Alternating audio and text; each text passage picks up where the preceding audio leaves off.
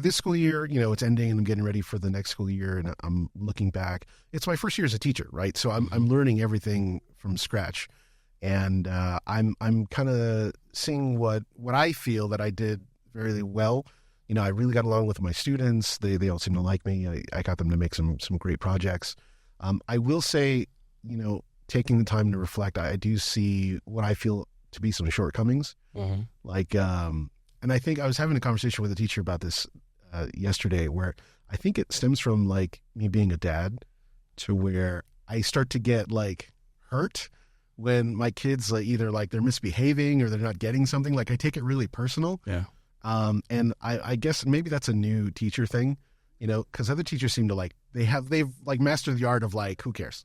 Like it's 3:30, I'm out, and they're gone. They don't give it a second thought. But for me, it's tough when it's tough when kids aren't getting anything, but specifically, like if they're acting up in class, which is fine, all kids do that. But I have some kids that the behavior goes on and on and on. It repeats over and over and over again. Mm-hmm. And I find myself kind of like bewildered. Like I don't understand how this can keep going. For example, I have computers in my class because I teach design and media, right? So I have computers. So one of the rules I have is don't eat at the computers. Don't eat while you're at the computer. Mm-hmm. So I have other desks, and I said, okay, if you guys want to eat, you can sit over there and you can eat all you want. Just don't eat at your computers. You're not going to get in trouble.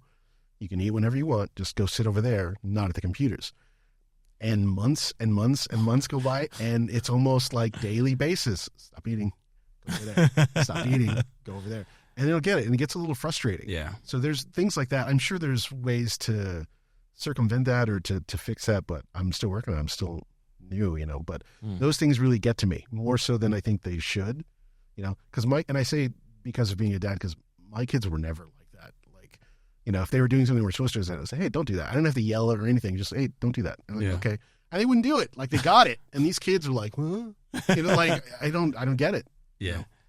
What's your, it's kind of a two-part question. What's your process of reflection? And what I mean, like, do you immediately go to what could be seen as broken or what can be improved?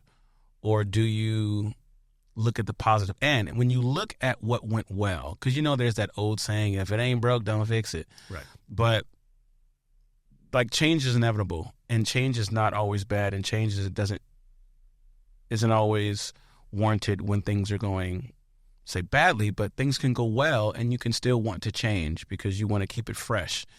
Like, where do you go when you sit down and say, all right, let's reflect over the year? Do you immediately go to, okay, let's first start with what needs to be better? Or do you go with, let's go ahead and, let's celebrate the wins? Right.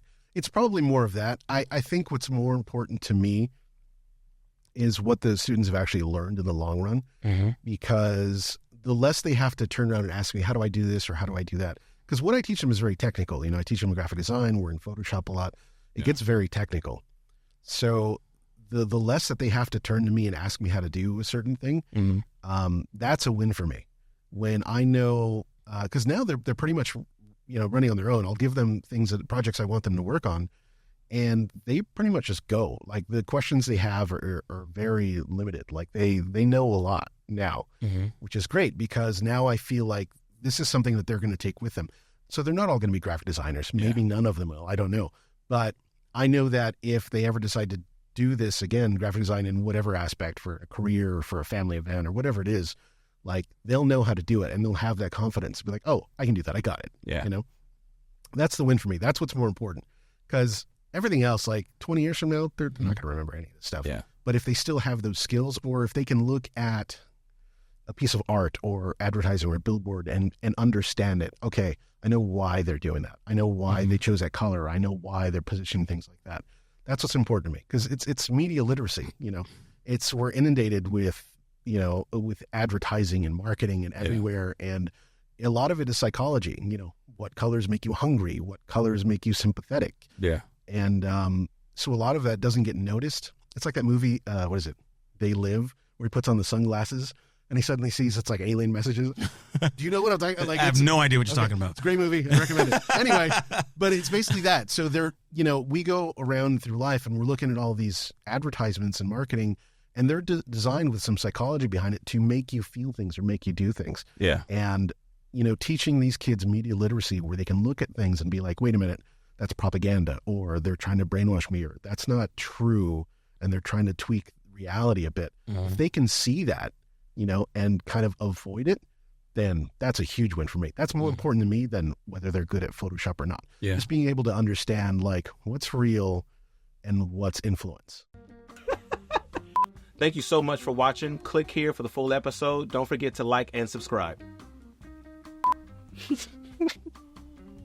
This is why I don't do plays. I'm not good at this.